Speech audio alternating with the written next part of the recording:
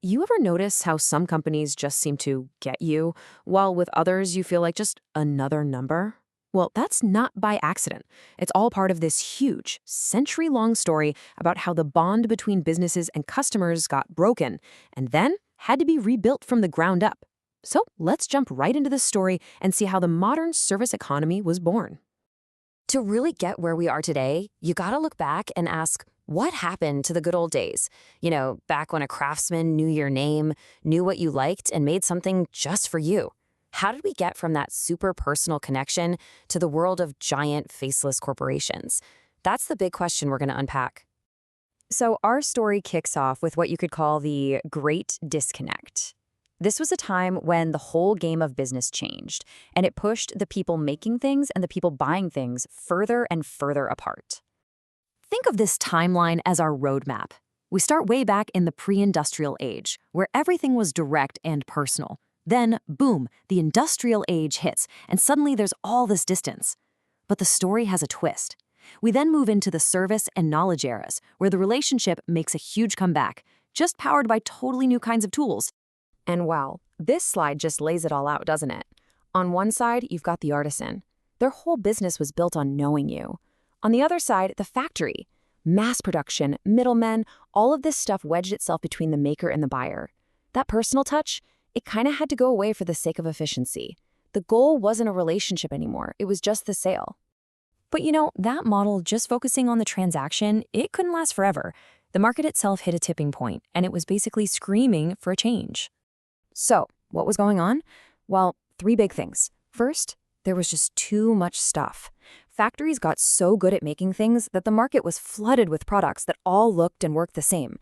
Second, competition went global. Suddenly, you weren't just competing with the guy down the street, but with companies from all over the world. And third, and this is the real game changer, customers got smart. The information age gave us the power of choice.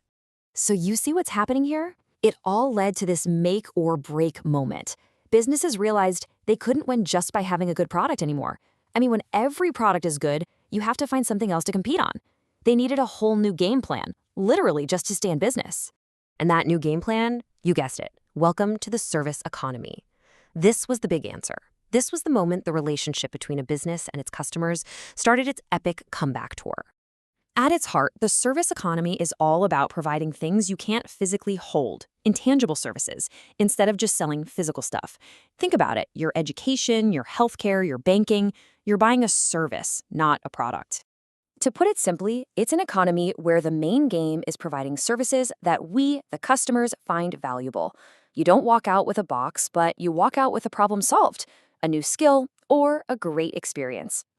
Now, this is where it gets really fascinating. Services are just different. They're intangible, you can't touch them. Their quality is variable. A great haircut depends on the stylist, right? They're perishable. You can't save an empty seat on a plane for tomorrow. And most importantly, they're inseparable.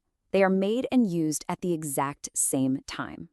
And that last one, inseparability, that's the secret sauce. That's the whole ballgame. Because it means that services are, by their very nature, interactive. You, the customer, are right there in the middle of it, helping create the value. A doctor can't diagnose an empty chair. A teacher can't teach an empty classroom. And that interaction is what dragged the customer relationship right back to the center of everything. Okay, so the relationship is back in the driver's seat. Now what? Well, businesses needed a whole new playbook. They started building brand new tools, but with a surprising mission, to bring back those old school values of a personal connection, just on a massive scale. This gave birth to a whole new way of thinking called relationship marketing. The goal was no longer the one-time sale. Nope, it was all about building long-term, trusting relationships where both the company and the customer win. It's about earning loyalty that lasts. I absolutely love this quote because it just nails the shift in mindset. Marketing stopped being about just telling and selling, pushing a product on someone. It became about genuinely bringing customers into the process, making it a collaboration, a real two-way street.